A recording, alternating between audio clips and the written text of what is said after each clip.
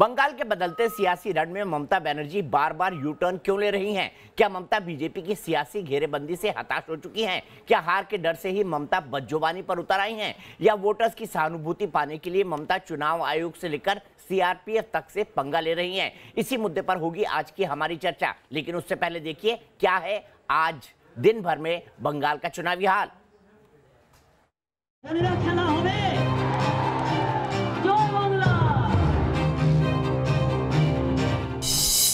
क्या विधानसभा चुनाव में हार के डर से हताश है ममता बनर्जी?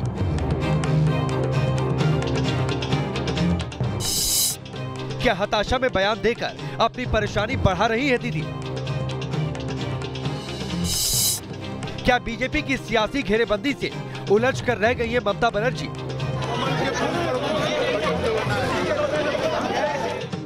कभी ममता बनर्जी चुनाव में ड्यूटी निभा रहे सुरक्षा बलों पर सवाल उठा रही हैं। CRPF is doing the nuisance. I respect the CRPF. Which CRPF? Who are real jawans. But I don't respect the BJP CRPF who are doing the nuisance, beating the women and killing the people. कभी चुनाव आयोग को कटघरे में खड़ा करने की कोशिश कर रही है। I'm sorry, Mr. Election Commission, you must know, Home Minister, how the women journalists are being heckled by BJP workers also in every rally. कभी सॉफ्ट हिंदुत्व का रास्ता तलाश रही है। ओम सर्वमंगला मंगल्ये शिवे सर्वार्थ साधिके शरण्ये त्र्यंबके गौरी नारायणी नमस्तुते। दिनों दिन करवट लेती बंगाल की सियासत में ममता बनर्जी बार बार यू टर्न ले रही हैं। जानकारों के मुताबिक सियासी बिसात में दीदी इतनी बुरी तरह घिर चुकी है कि उन्हें बच निकलने का कोई आसान रास्ता नहीं सूझ रहा। एक तरफ बीजेपी ने मजबूत घेरेबंदी कर ममता की टेंशन बढ़ा रखी है, तो वहीं दूसरी तरफ करीबी नेताओं की बगावत से टीएमसी का कुर्बा बिखर रहा है। तो चुनावी ड्यूटी निभा रही सीआरपीएफ की सख्ती भी टीएमसी की उम्मीदों पर पानी फेर रही है। रही सही कसर चुनाव आयोग के कसते शिकंजे ने पूरी कर दी है। ममता बनर्जी के बिगड़े बोल पर चुनाव आयोग ने 2 दिन में उन्हें दूसरा नोटिस थमा दिया। पहले नोटिस में चुनाव आयोग ने ममता से सांप्रदायिकता वाले बयान पर सफाई मांगी, तो दीदी को थमाए दूसरे नोटिस में आयोग ने ममता बनर्जी से सुरक्षा बलों के रोल पर सवाल उठाने को लेकर जवाब तलब किया है।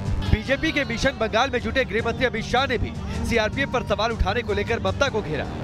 ममता दीदी है जो एक जमाने में कहती थी कि सीआरपीएफ को भेजे, यहाँ पर चुनाव में रेगिंग हो रही है, वही ममता दीदी आज कह रही है कि सीआरपीएफ रेगिंग कर रही है। चौथे चरण की वोटिंग से ठीक पहले एक तरफ ममता बनर्जी पर चुनाव आयोग का शिकंजा कसता जा रहा है, तो दूसरी तरफ बीजेपी से भी उन्हें हर मोड़ पर कड़ी चुनौती मिल रही है। उस पर अफसोस ये कि उनकी पार्टी में हुई टूट-फूट के बाद उनके विश्वस्तों की फहरिस्त भी काफी छोटी हो चुकी है। Team news nation. तो बंगाल चुनाव पर बात करने के लिए, उसका विश्लेषण करने के लिए मेरे साथ कई सारे खास मेहमान जुड़ चुके हैं। मेरे साथ वरिष्ठ पत्रकार एनके सिंह साहब दिल्ली से जुड़े हुए हैं। मेरे साथ सुबीर भौमिक वरिष्ठ पत्रकार कोलकाता से जुड़े हुए हैं। मेरे साथ मानव जायसवाल टीएमसी के लीडर, वो भी कोलकाता से जुड़े हुए हैं। मेरे साथ धीरेन्द्र पंडित मेरे वरिष्ठ सहयोगी मालदा से जुड़े हुए हैं। मेरे साथ तापस सेन गुप्ता मेरे वरिष्ठ सहयोगी कोलकाता से जुड़े हुए हैं। इसके अलावा मेरे साथ सौरभ सिकदर भारतीय जनता पार्टी के नेता हैं, वो भी जुड़ गए हैं। सबसे पहले मानव मैं आपके पास आना चाहूंगा और यह समझना चाहूंगा कि क्या दीदी को लगता है कि हर बारी आरोप लगा देने से या पांव के बारे में कहने से कि मेरा पांव टूट गया या मुझ पर हमला हुआ, इस सहानुभूति के चलते उनको वोट मिल जाएंगे? मानव सर, पहले तो नमस्कार सर आपको, और आपके माध्यम से सारे पैनलिस्टों को नमस्कार और पूरे देश को प्रणाम। जहां तक ये बातें हो रही है सर, आप बताना चाहते हैं कि जो उनकी पैर जो चोटिल हुई है, क्या वो नाटकीकरण है? अरे भाई, उस पर सुप्रीम कोर्ट में अर्जी चली गई कि वो पांव इस तरह से हिला रही है जिससे लग रहा है कि वो नाटक कर रही हैं। ये मेंशन किया गया सुप्रीम कोर्ट में, मैं नहीं कह रहा हूं, ये सुप्रीम कोर्ट में डिस्कशन हुआ है आज। नहीं, बहुत अच्छी बात है सर। सुप्रीम कोर्ट डिस्कशन के लिए, सुप्रीम कोर्ट के पास फार्मर्स जो मर गए उनके लिए नहीं है, लेकिन एक फिजियो के तहत अगर कोई अपने पांव को एक्सरसाइज में हिलाए, उसके लिए सुप्रीम कोर्ट के पास समय है। ये बहुत अच्छा है सर। सुप्रीम कोर्ट किसके लिए काम कर रही है ये आप सिद्ध कर रहे हैं, हमको कोई तकलीफ नहीं है। मतलब अब सुप्रीम कोर्ट भी बीजेपी की हो गई, सीआरपीएफ बीजेपी की, चुनाव आयोग बीजेपी का, सुप्रीम कोर्ट भी बीजेपी का हो गया। मानव जायसवाल, क्या आप ये कह रहे हैं कि सुप्रीम कोर्ट बीजेपी के इशारे पर काम कर रही है? क्या आप ये कह रहे हैं? मैं नहीं कह रहा हूँ, मानव जायसवाल कह रहे हैं, क्योंकि ये कंटेम्प्ट ऑफ कोर्ट है। नहीं, आप सुन लीजिए, ये कंटेम्प्ट ऑफ कोर्ट नहीं है। कंटेम्प्ट ऑफ कोर्ट तब होगा जब मैं सुप्रीम कोर्ट की अवहेलना करूंगा, जो मैं नहीं कर रहा हूँ, जो आप कर रहे हैं। ठीक है, दूसरी बात मैं बता देता हूँ। अच्छा, उन्होंने कहा कुछ लोगों पर हमला किया, लगा उनको लोहे का खंभा था। ये चुनाव आयोग साफ कर चुका है अपनी रिपोर्ट में, ये चुनाव आयोग साफ कर चुका है अपनी रिपोर्ट में। सर सुनिए, मैं आपको और चुनाव आयोग भी कह रहा है कि जानबूझकर किया ममता जी ने, सिंपैथी पाने के लिए। ये हमारा एनालिसिस है पत्रकारों का और बाकी इंटेलेक्चुअल्स का। सर हाँ सर, सुप्रीम कोर्ट और आप बात कर रहे थे जो केस गया है उसके ऊपर इलेक्शन कमीशन अपनी टिप्पणी देती है। इलेक्शन कमीशन किसके फेवर में टिप्पणी दे रही है ये आप सिद्ध कर रहे हैं। आज एक महिला को चोट लगा है, वो चोटिल है, इसके लिए आपको प्रॉब्लम है। क्यों? क्योंकि बीजेपी को लग रहा है डर, क्योंकि बीजेपी जानती है कि उनके पास तो ऑप्शन है नहीं। हमने कार्य का निर्वाह किया है सर। जो महिलाएं जो गर्भवती होती हैं उनके लिए मातृजान भी बनाई है, 12 वेटिंग हट्स भी बनाए हैं, घर घर बच्चों को साइकिलें दी कि वो स्कूल जाके पढ़ सके। कौन सा ऐसा प्रोग्राम है सर? कन्याश्री यूनाइटेड नेशन ने हमको दिया सर, हमने कार्य का निर्वाह किया है, उसके लिए वोट मांग रहे हैं। बीजेपी किसके लिए वोट मांग रही है बताइए? तो फिर इतनी बौखलाहट और डर क्यों मानो फिर इतनी बौखलाहट और डर क्यों? हर संस्था पर हमला क्यों? मुझे बताइए ना, जब सब कुछ इतना गुड़ी है तो आपके लोग छोड़कर क्यों जा रहे हैं? आपको चुनाव आयोग को बीजेपी का एजेंट क्यों कहना पड़ रहा है? आपको सीआरपीएफ को बीजेपी का एजेंट क्यों कहना पड़ रहा है? नहीं सर, मैं बता दे रहा हूँ। आज जो सीआरपीएफ जो तारकेश्वर में जो इंसिडेंट हुआ, जो एक नाबालिग बच्ची के साथ जो दुराचार हुआ, फिर वो सीआरपीएफ को मैं उसमें नहीं बोलूंगा, लेकिन वो जो इंसान जो मनुष्य सीआरपीएफ के ड्रेस में था, मैं उसको खंडित करता हूं सर। मैं उसकी मानसिकता को क्वेश्चन कर सकता हूं, मैं सीआरपीएफ को क्वेश्चन नहीं करूंगा। इसीलिए मैं हमारी नेत्री ने बोला वर्दी के पीछे कौन है? क्या वो सच में वो जवान है कि वो बीजेपी के प्रभाव में कुछ काम कर रहे हैं? सर बीजेपी प्रचंड पार्टी है सर, 1:100 का रेशियो है सर। एक महिला और कौरवों की सेना चक्रव्यूह रच रही है। मोदी जी आ रहे हैं, अमित शाह जी आ रहे हैं। भाई चक्रव्यूह से तो अभिमन्यु भी नहीं निकल पाया था भाई। चक्रव्यूह से तो अभिमन्यु भी निकल नहीं पाया था। ममता जी कैसे निकलेंगी? मतलब आप मान चुकी हैं कि आपने मान लिया मानव जायसवाल कि बीजेपी ने आपके लिए चक्रव्यूह बुन लिया है। आपने मान लिया इस बात को। यही सर, और हमने चक्रव्यूह को भेद भी दिया, तोड़ भी दिया। ठीक है, सीधे सौरभ सिकदर के पास चलता हूँ। सौरभ सिकदर, क्या ममता आपके चक्रव्यूह को तोड़ पाएंगी? ये कह रहे हैं तोड़ भी दिया और भेद भी दिया हमने।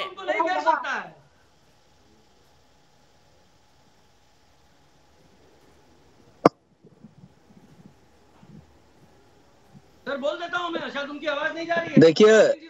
देखिए बोलिए सौरभ जी, इतना पॉज मत दीजिए सर। देखिए महाभारत में जो है खाली अर्जुन नहीं थे और बाकी सारे पांडवों मिलके भी वो चक्रव्यूह तोड़ने में अभिमन्यु का मदद नहीं कर पाए थे। तो अभी मानव जी को मैं सीधा एक बात बोल रहा हूँ। मानव जी, जब मैं बोल रहा हूँ थोड़ा शांत हो जाइए। आपके बोलने के टाइम पे मैं नहीं बोला था। आप यहाँ डिबेट करने आए हैं, यहाँ पे लड़ने नहीं आए हैं। आप लड़ने नहीं आए हैं, डिबेट करने आए हैं यहाँ पे।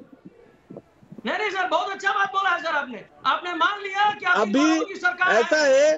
देखिए ममता बनर्जी जी ने आप शिकस्त थे उसको सूंघ लिया है, और जब से उसने ये शिकस्त सूंघ लिया है, नंदीग्राम में वोट होने के बाद से ममता बनर्जी बौखला गई है। उसके बाद उसने सीधा क्या कर रही है कि अभी सीधा आके वो कभी सीधा इलेक्शन कमीशन के ऊपर निशाना कर रहे हैं, कभी बोल रहे हैं कि सीआरपीएफ बीजेपी के लिए काम कर रहे हैं। मानव जी, आपको अगर ज्ञान नहीं है तो सुन लीजिए कि जब निर्वाचन कमीशन के अंडर सीआरपीएफ रहता है या कोई भी केंद्रीय बल रहता है, उसमें होम मिनिस्ट्री का कोई बात नहीं चलता है, उसका कोई कंट्रोल नहीं चलता है। जब तक वो निर्वाचन आयोग के अंदर है तो निर्वाचन आयोग ही उसको परिचालना करेगा। अब निर्वाचन आयोग ममता बनर्जी जी इसीलिए उठा रहे हैं कि 2 मई के बाद उसका जो राजनीतिक सलाहकार है ना, जिसने बोला था कि हम छोड़ देंगे, तो वो अभी से उसको बोल रहे कि भाई 2 तारीख हारने के बाद बाहर बनाने के लिए सारे हथकंडे अपना रहा है। ये जो है शिकस्त सुनने के बाद ममता जी अभी जस्ट 2 मई के बाद का प्लानिंग कर रहे हैं कि लोगों को हम क्या बोले जाके। ठीक है मानो मैं आपसे जानना चाहता हूँ 10 साल पहले 2011 को याद करिए। सौरभ दा 1 मिनट रुकिए। मानव जी आप 2011 को याद करिए, तब ममता बनर्जी ने कहा था कि लेफ्ट जो है चुनावी हिंसा कर रही है, मुझे बचाने के लिए पैरामिलिट्री फोर्सेस दी जाए। पैरामिलिट्री फोर्सेस आई और 2011 में आप जीते और 2011 में आपने पहली बार सरकार बनाई। अब वही सीआरपीएफ आपको बुरी लगने लगी, अब वही सीआरपीएफ आपको बुरी लगने लगी, अब वही पैरामिलिट्री फोर्सेस को आप भारतीय जनता पार्टी का एजेंट बोल रहे हैं। मतलब समय के साथ आप बदल जाते हैं क्या? समय के साथ बदल जाते हैं क्या? अरे सर संशोधन करने दीजिए सर। हाँ सर 2011 की बात आपने सही कही सर। हमारी नेत्री अकेले लड़ रही थी, वो लाल झंडे से, हाफ पैंट वाले कहीं दिख नहीं रहे थे। सही पकड़ा है सर। और सर 10 साल हो गए, 10 साल में पिछले 7 साल में आज भी अकेले है, बाकी सब भाग गए। शुभेंदु से लेकर राजीव बनर्जी तक एक मदन मित्र ही दिखाई देते हैं कभी कभी, बाकी सब भाग गए। आज भी अकेली है। सर सुनिए सर, ईस्ट इंडिया कंपनी का इतना वर्चस्व क्यों बना था? क्योंकि हमारे भारतीय में कोई जो मीर जाफर जैसे लोग थे, जो दोगले लोग थे, उन्होंने ईस्ट इंडिया कंपनी ज्वाइन करके ईस्ट इंडिया कंपनी को बाहर से अंदरूनी तरीके से सपोर्ट किया। आज बीजेपी वही कर रही है कि जितने भी टर्न कोट्स हैं जो यहाँ से वहां भाग रहे हैं, जिनको अपने मुंह छुपाने की जगह नहीं है, उनको लेके एक सरकार चलाना चाहती है। और सर आपने कुछ एक देर पहले बोला कि जिस तरीके से बीजेपी समीकरण बना रही है, ये समीकरण बौखलाहट की है। इतना डेस्परेशन, इतनी तत्परता, सुबह से शाम 3-3 मैंने वो क्या बोलते हैं उसको, जनसभाएं। लेकिन यहाँ पे इनके लोकल लीडर्स नहीं है। दिल्ली, राजस्थान, झारखंड, महाराष्ट्र, बिहार, सब जगह से पूरा देश सिर्फ बंगाल पे चिंतित है। क्यों? क्योंकि यहाँ एक नेत्री है जिसने अपने कार्य का निर्वाह किया है और वो जीत रही है। लेकिन बौखलाहट क्या है? ठीक है, मैं आप ही का सवाल लेके जाता हूँ। सौरभ सिंह साहब कह रहे हैं कि अर्जुन पांडवों के होने के बाद भी चक्रव्यूह नहीं टूटा था। मानो आपको उलाहना दे रहे हैं कि आपने तो मान लिया आप कौरवों की सेना है, एक के वर्सेस 100, एक ममता बनर्जी और 100 आपके लीडर। पूरा देश से नहीं, मैंने दीपक जी इसीलिए बोला था कि कभी जया बच्चन को बुला के ला रहे हैं, कभी तेजस्वी यादव को बुला के ला रहे हैं, कभी जसवंत जी को बुला के ला रहा है। तो पूरा भारत से लोग तो बुला ये रहा है, दूसरा पार्टी के वो भी। और हम तो है खाली हमारे जो परिवार है हम उसको लेकर लड़े। भैया हमारा परिवार बड़ा है, इसमें हमारा कोई कसूर तो है नहीं। वो तो ममता बनर्जी जी भी कोशिश किए थे ऑल इंडिया तृणमूल कांग्रेस बनाने के लिए, तो बाहर क्या हाल हुआ था, क्या हाल हो गया था? सारे जगह पार्टी का चट्टी वट्टी गोल हो गया, खाली बंगाल में बचे रहे। और 2 तारीख के बाद से अभी दुकान बंद होने वाला है। दूसरा, अमित शाह जी ने आज से 1 साल पहले कहा था कि दीदी आपके साथ कोई नहीं रहेंगे, आप और भतीजा रह जाएंगे। तो अभी तो इसी बात का जिक्र हो रहा था कि 1-2 का लीडर आपका रह गया और जो लोगों ने तृणमूल कांग्रेस बनाए थे वो लोग सब अब अपने साथ है। अब किसको छोड़ के किसको बोलिएगा? धीरेन्द्र पार्टी छोड़ने वालों को, मानव जी रुकिए, मुझे बाकी लोगों के पास भी जाना है। धीरेन्द्र पार्टी छोड़ने वालों को तृणमूल के नेता मीर जाफर कह रहे हैं, क्या पार्टी छोड़ने का वाकई उनके पास कोई सॉलिड रीजन था? और क्या बंगाल की जनता जिन्होंने पार्टी छोड़ी है टीएमसी, उनको वाकई मीर जाफर समझती है जो उनके वोटर हैं?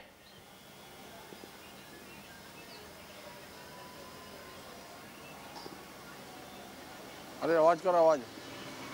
यही सवाल तपस से लेता हूं मैं। तपस जवाब दीजिए।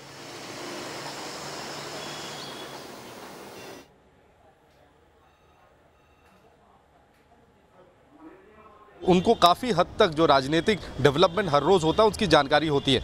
अगर आप कहें कि जिन लोगों ने पार्टी छोड़कर गया क्या वो मीर जाफर है सही मायने में, तो ये कहीं ना कहीं इंट्रोस्पेक्शन की ज़रूरत है। क्योंकि ममता बनर्जी की पार्टी से जुड़े हुए जो लोग थे, चाहे वो अधिकारी फैमिली हो या फिर राजीव बनर्जी हो, तो ये लोग ममता बनर्जी के साथ बुरे वक्त में भी थे। जब ममता बनर्जी पावर में आई उस समय भी थे, तो वो क्यों छोड़ कर गए? कहीं ना कहीं भाईपो यानी अभिषेक बनर्जी की तरफ जितना झुकाव देखने को मिला पिछले 5 सालों में, 2016 के चुनाव के बाद जिस तरह से अभिषेक बनर्जी के हाथों में ये बैटन थमा दिया गया था कि तमाम बड़े नेता, वो मदर तृणमूल कांग्रेस हो या फिर तृणमूल कांग्रेस के जो युवा विंग हो, उनके बीच कहीं ना कहीं मतभेद देखने को मिला। और ये ऐसी बात नहीं है कि इन बातों को उठाया नहीं गया था। कई समय ऐसा हुआ था, वर्किंग कमेटी की जो मीटिंग, जो कोर कमेटी की मीटिंग होती है ममता बनर्जी के घर पे, इस बारे में चर्चा भी हुई थी। लेकिन कहीं ना कहीं ये देखने को मिला कि वो धृतराष्ट्र बनकर ममता बनर्जी ही बैठी रही। तो एक सवाल तो ये खड़ा होता है कि ममता बनर्जी के कोर कमेटी ने क्यों कोई फैसला नहीं किया। अब विकल्प की बात करें तो शुभेंदु अधिकारी और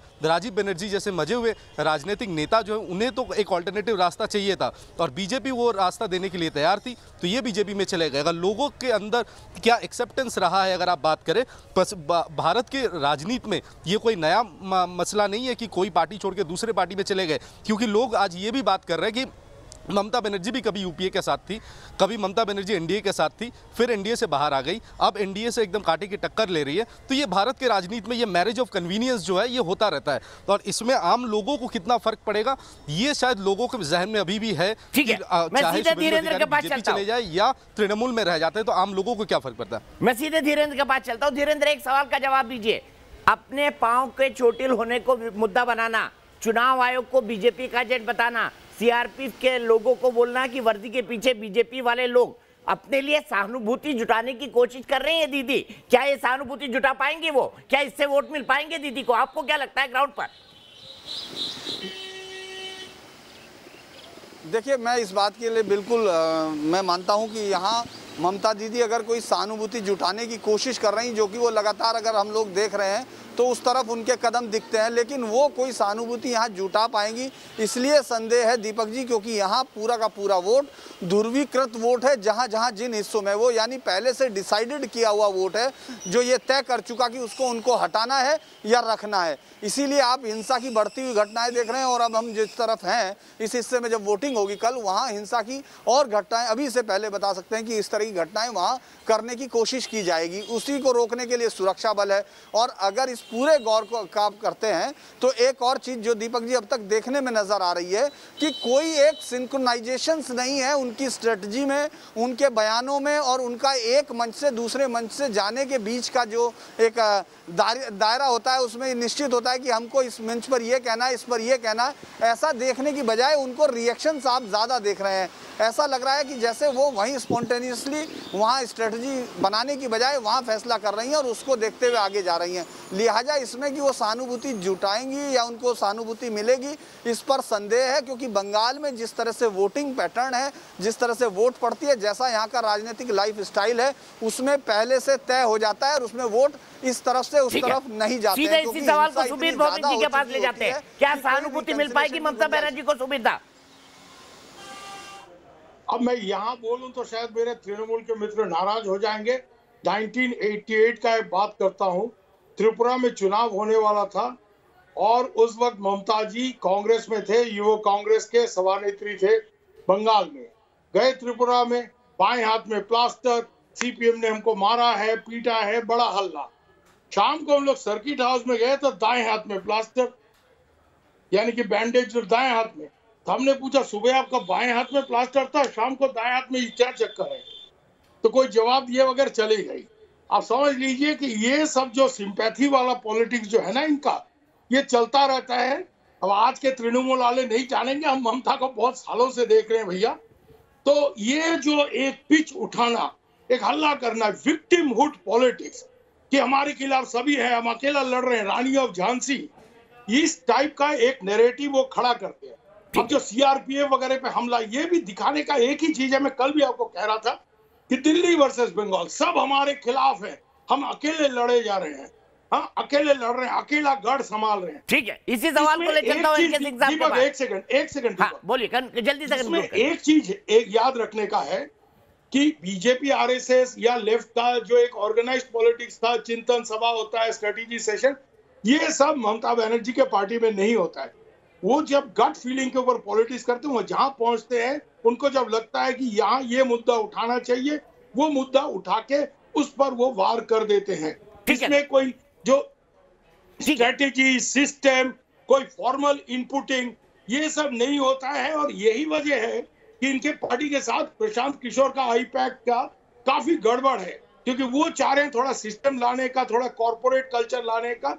तृणमूल में वो चलने वाला नहीं। ठीक है, तो ये विक्टिमहुड की पॉलिटिक्स, सबसे पहले इनके सिंह सर, विक्टिमहुड की पॉलिटिक्स, और दूसरा गट फीलिंग के आधार पर पॉलिटिक्स। अभी ऐसा लगा तुरंत रिएक्ट करा, अभी दूसरा लगा तुरंत रिएक्ट करा। क्या ये ममता बनर्जी की ये पुरानी, जिसके चलते वो लड़ाका रही, रॉयल बंगाल टाइग्रेस रही, ये इस बार काम आ पा रही है?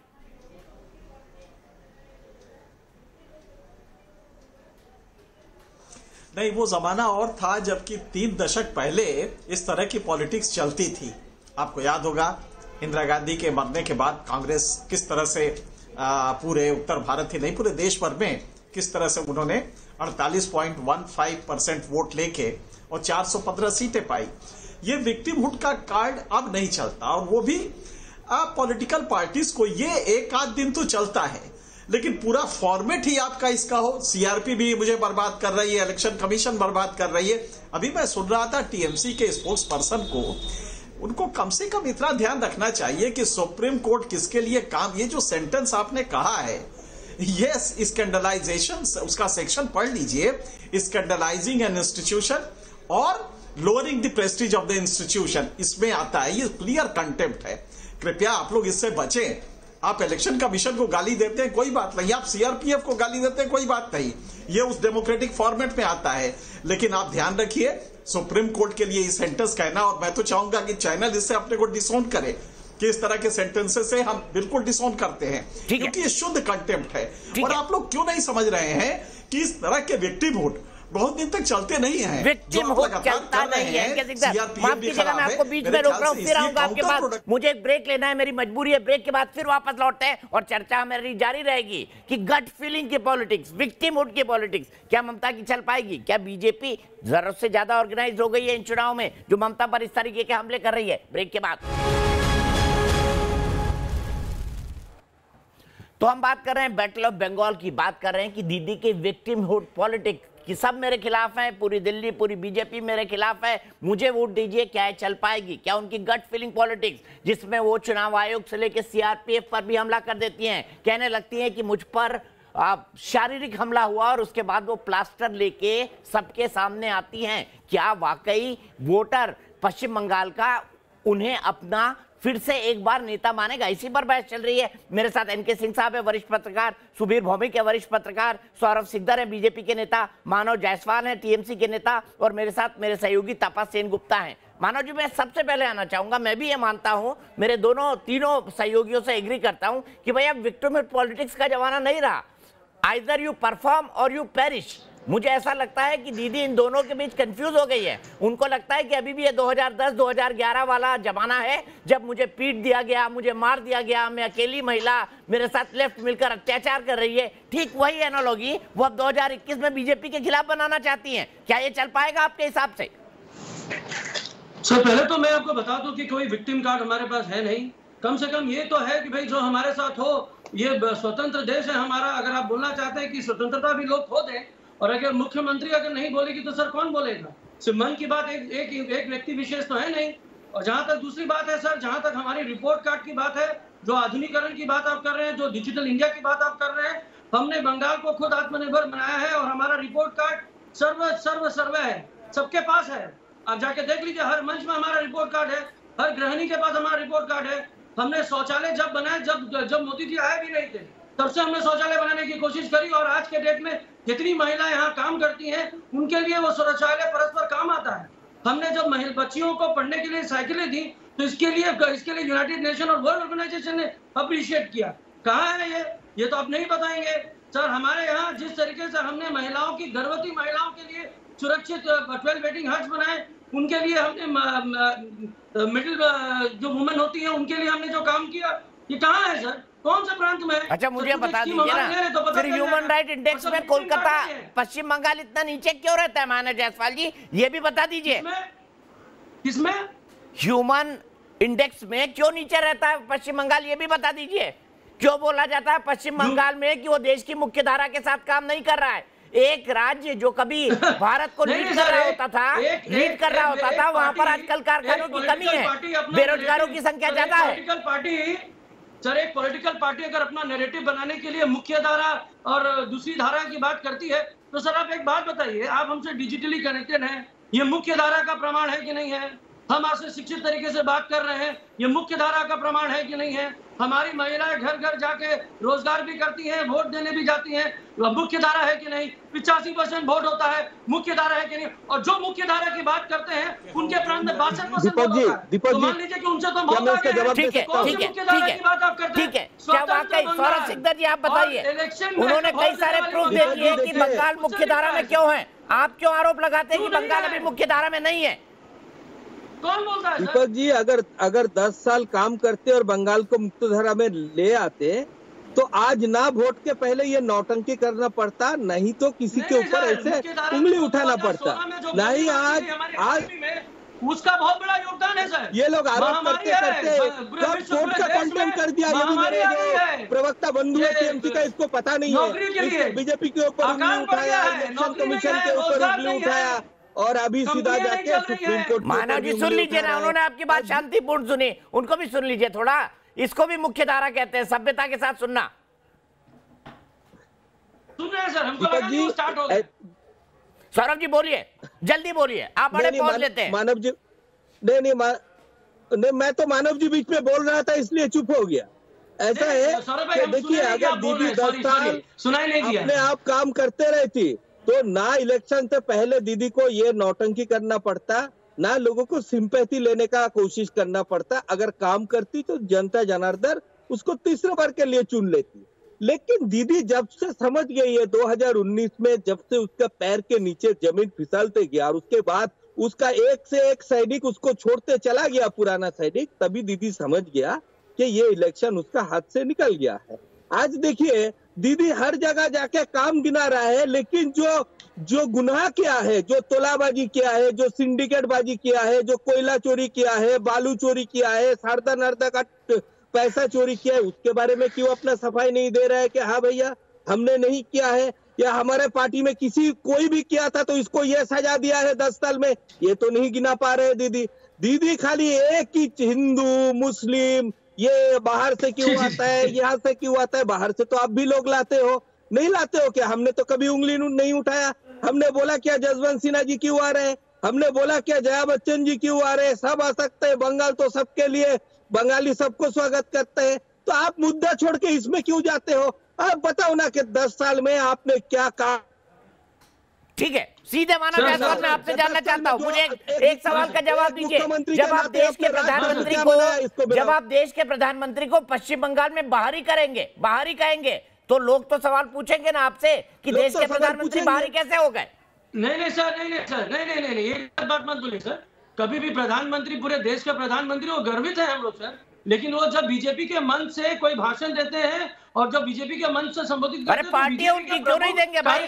पार्टी है उनकी, क्यों नहीं देंगे? होते हैं बीजेपी के सर, वो प्रधानमंत्री नहीं होते हैं। अरे क्या बात करते हैं भाई, पार्टी है उनकी। ममता बनर्जी क्या पश्चिम बंगाल की मुख्यमंत्री और टीएमसी की मुखिया नहीं है?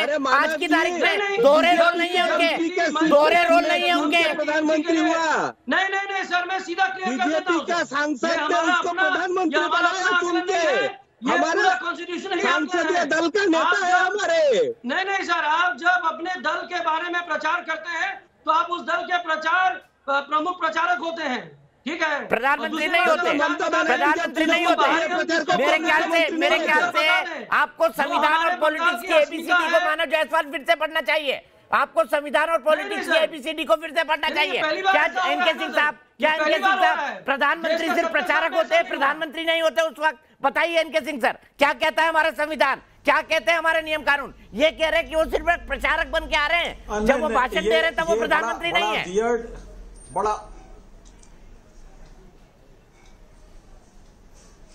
बड़ा वियर्ड लॉजिक है उसमें। एक पॉलिटिकल डिसेंसी होती है, आप प्रधानमंत्री को बाहर का नहीं कह सकते। मतलब ये ठीक है, वो एक कंटेस्ट कर रहे हैं आपके मुकाबले, बगल के मंच पे खड़े हैं, लेकिन आप ये नहीं कह सकते कि प्रधानमंत्री बाहर के हैं। ये टेंडेंसी तो फिर वो खालिस्तान की तरफ ले जाता है, इसलिए ये लैंग्वेज कतई नहीं। और पॉलिटिकल डिस्कोर्स में तो बिल्कुल ही वर्जित है कि देश के प्रधानमंत्री को आप कहें कि नहीं साहब ये तो बाहर से आए हैं। देश का प्रधानमंत्री बाहर का नहीं होता। नहीं सर, जब प्रचारक होते हैं, मैं आपसे बहस नहीं करूंगा, मैं तो सिर्फ सवाल का जवाब दे रहा हूं। और दूसरी बात ये है, बीजेपी के प्रमुख प्रचारक नहीं है, बोल दीजिए, हम मान लेंगे, हम नतमस्तक हो जाएंगे।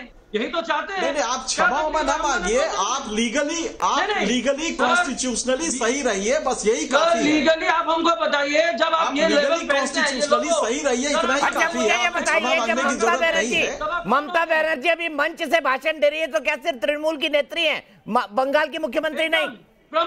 प्रमुख नेत्री है, बंगाल की मुख्यमंत्री नहीं है उस वक्त वो बंगाल की मुख्यमंत्री नहीं है, अपने संवैधानिक दायित्व का निर्वाह नहीं करेंगी। सर, संवैधानिक दायित्व का निर्वाह तो इंसान जीते जी और मरते तक भी करेगा। संवैधानिक दायित्व की बात कर रहा हूँ, संबंध है, व्यक्तिगत दायित्व की नहीं। अजब लॉजिक है आपका, अजब लॉजिक है। आप कंप्लीट करने दीजिए, इनके सर को कंप्लीट करने दीजिए, मानव इनके सर को कंप्लीट करने दीजिए, सर कंप्लीट करिए। ये लॉजिक कहीं उतरता है गलत से? हमारा प्रधानमंत्री भी है। नहीं, सुन लीजिए, हम प्रचारक की बात एक ही चीज कह रहा हूँ कि कम से कम ममता बनर्जी को जो पुराना परंपरागत पॉलिटिक्स है, बोलिए प्लीज आप। नहीं, तकलीफ यह है कि कॉन्स्टिट्यूशनल फ्रेमवर्क में ही बोलिए, ये ज्यादा अच्छा रहेगा।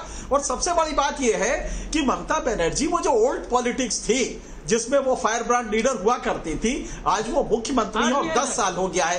तो अब पूछा जाएगा, जैसा बड़ा अच्छा कहा आपके टीएमसी प्रवक्ता ने कि साहब उन्होंने बच्चों को हॉस्पिटलाइजेशन, जितने डिलीवरी इंस्टीट्यूशनल डिलीवरी वगैरह हुई है, मैं कुछ नहीं कहता, आप एमएमआर उठा के देख लीजिए वेस्ट बंगाल का मैटरनल मॉर्टेलिटी रेट, बहुत बुरी हालत है, इन्फेंट मॉर्टेलिटी रेट बहुत बुरी हालत है।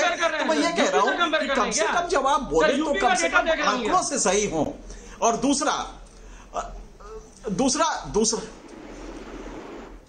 आपको कुछ नहीं मालूम है, आप कम से कम जो बोल रहा है उसे काउंटर न कीजिए, हम पॉलिटिशियन नहीं है भाई, इसलिए सुन लीजिए। बिल्कुल सही है कि अगर ममता बनर्जी तो वो वैलिड है। कुछ दिन गुजारिए सर बंगाल में। नहीं, आपको जो जिस चश्मे से आप देख रहे हैं सर, सीए भाई तुम बदतमीज भी हो यार, कम से कम इतना तो बचाओ। कुछ भले लोग हैं इस देश में जो अनबायस्ड है, समझे? कुछ भले लोग हैं जो अनबायस्ड है, तुम्हें मालूम नहीं है। सुन लीजिए ना, उनकी बात सुन लीजिए प्लीज। बहुत वरिष्ठ पत्रकार है, 40 साल गुजारे फील्ड में उन्होंने, पूरे देश की खाक छानी है। चेंज करिए तो शायद दिख जाएगा, ये शब्दावली भी आप सीख जाएंगे। बुरा मत मानिएगा सर, क्षमा चाहते हैं, आपसे बहुत उम्र में छोटे हैं, लेकिन यार नहीं है सर। सर बोलिए आप प्लीज। चलिए, आप पहले थोड़ा सा और अपने को समझाइए। खैर, इस समय मुद्दा यह है कि ममता बनर्जी, अगर ये कहा जा रहा है कि साहब बीजेपी के पास कैडर नहीं है, तो ऑल ऑफ ए सडन अगर ममता बनर्जी के लोग छूट के दूसरी तरफ बीजेपी में आ जाते हैं, तो क्या ये मैसेज समाज में नहीं जाता है कि ममता बनर्जी से लोग नाराज हैं, उनके अपने लोग नाराज हैं? सवाल मीर जाफर का नहीं है। अगर आपने 10 साल में अपने कैडर को स्ट्रांग नहीं किया, सेकंड रैंक लीडर को स्ट्रांग नहीं किया, तो ये मैसेज तो मासेज में जाता है ना कि एकल लीडरशिप जो आपकी है उसमें कहीं खामी है। और आज ये दिखाई दे रहा है कि जिस तरह लोग छोड़ रहे हैं, यही सब तो एनालाइज करना था ना कि आपको एक ऑर्गेनाइजेशनल, आज आप अकेले पड़ गई हैं, ये विक्टिमहुड नहीं, क्योंकि ये आपकी अपनी करनी थी ना। आपने पॉलिटिकल स्ट्रक्चर दिया होता, आइडियोलॉजिकल बैकअप दिया होता, तो आज ये स्थिति ना होती। ये बड़े ऑर्गेनाइजेशंस में नहीं होता। आज बीजेपी में स्थिति क्यों नहीं है? क्योंकि आइडियोलॉजिकल बैकअप बड़ा है। गलत सही है, एक अलग इशू है। सुबीर दा को इसी सवाल के लिए जानना चाहता हूं। सुबीर दा, ममता की सबसे बड़ी गलती ये रही कि 10 साल में वो एक फाइटर लीडर से चीफ मिनिस्टर क्या बन पाए, और दूसरा, क्या टीएमसी ममता से शुरू और ममता पे खत्म नहीं हो पा जाती है, जिसका एक्सटेंशन अब अभिषेक बनर्जी तक हो गया है? दीपक, मैं जब बोलूंगा बीच में कोई नहीं बोलना चाहिए। एक दूसरा, एनकेसी साहब बिल्कुल सही कह रहे हैं कि 17 जो ह्यूमन डेवलपमेंट इंडेक्स है यूएनडीपी का, उसमें मैं बाकी शेष भारत के साथ कंपेयर नहीं कर रहा हूं। बगल का राज्य है, बंगाली राष्ट्र है बांग्लादेश, उससे हर चीज में पश्चिम बंगाल पीछे है। Infant mortality, female maternal mortality से लेके हर इंडेक्स में, 17 इंडेक्स में हम बांग्लादेश से पीछे चल रहे हैं। एक दूसरा, ममता बनर्जी ने काम जरूर किया, बहुत सारे स्कीम्स हैं, बट इसे कहते हैं the politics of small favours. NKC साहब समझेंगे मैं क्या कह रहा हूं। ये जो स्मॉल फेवर है कि एक यहां डोल दे दिया, क्लबों को पैसा दे दिया, कन्याश्री, युवश्री, इससे कोई धन तैयार नहीं होता है। ये डोल का पॉलिटिक्स है। बड़ा इंडस्ट्रियल इन्वेस्टमेंट, बड़ा इंडस्ट्रियल इन्वेस्टमेंट जब तक नहीं आएगा, जिसके बारे में ममता का पॉलिटिक्स रुकावट का पॉलिटिक्स था, सिंगूर नंदीग्राम में जो नुकसान बंगाल को हुआ, इसके लिए ममता जिम्मेदार है, शुभेंदु अधिकारी जैसे लोग भी जिम्मेदार हैं। और हाइंडसाइट में हमारा हीरो बुद्धदेव भट्टाचार्य है। आज के तारीख में ये जाहिर होता है कि उस जमाने में कि जो लैंड लूजर हैं, हर बंदे को एक नौकरी मिलेगा उसके, यहां तक जब पहुंच गए थे बुद्धदेव, बेचारा मन्ना जैसे लोग, हम बीबीसी में तो उस वक्त क्लोजली कवर किया है, ये सब आज के लोगों को पता नहीं है, जाके कहा कि दीदी ये तो मान लिया है कि जो लैंड लूजर हैं हर फैमिली को एक नौकरी मिलेगा सिंगूर में। ये जब भी ममता दीदी ने बेचाराम और इनको कहा वापस जाओ, आंदोलन जारी रहेगा। क्यों रहेगा? गोपाल गांधी गवर्नर थे, उन्होंने बीच में बुद्धदेव और ममता को बिठाने का कोशिश किया, वो अड़े रहे। आज के तारीख में पूछिए इन लोगों से कि सिंगूर में ना फसल होता है और ना कारखाना लगा है, वहां के लोग झक मार रहे हैं। ये बड़ा बड़ा बात करने से कुछ नहीं होता है। ठीक है, यही सवाल का जवाब लेता हूं। बंगालियों का जो सोच हमारे नहीं सर, मैं बात करना चाहता हूँ। अरे चुप रहो, बकवास मत करो। कौन सा संस्कार है? कौन सा संस्कार है? कमांड किया, कौन सा संस्कार है सर? बीपी मत बढ़ाइए सर, बकवास बंद करो। संस्कार से बैठे हैं। नहीं, मानव जायसवाल जी उनका दर्द बोल रहा है, उनकी अभिव्यक्ति की बात को समझिए, उनका दर्द बोल रहा है कि सिंगूर को आपने लॉन्ग टर्म बर्बाद कर दिया, अब ना वहाँ फसल है ना कारखाना है। ये तो दर्द है ना सिंगूर का, इससे आप कैसे इनकार कर पाएंगे? इससे आप कैसे इनकार कर पाएंगे बताइए? ना वहाँ पर फसल है ना कारखाना, जवाब दीजिए। बता रहे हैं सर, यही जिला में हिंद मोटर था, यही हुगली जिला में हिंद मोटर था, वहां एक ऑटोमोबाइल इंडस्ट्री का तजुर्बा था, लोगों में स्किल था, वो स्किल को आपने एक्सप्लॉइट नहीं कर। ठीक है, मानो एक जल्दी से जवाब दीजिए, 10 मिनट है मेरे पास। सुबीर आपने इन लोगों को बहुत टाइम दिया है, हमें भी बोलना है। नहीं सर, नहीं सर, ये तकलीफ है, इनका दर्द है, इनके सुन लीजिए। एक चीज सुन लीजिए, इनका दर्द है, बहुत दर्द है।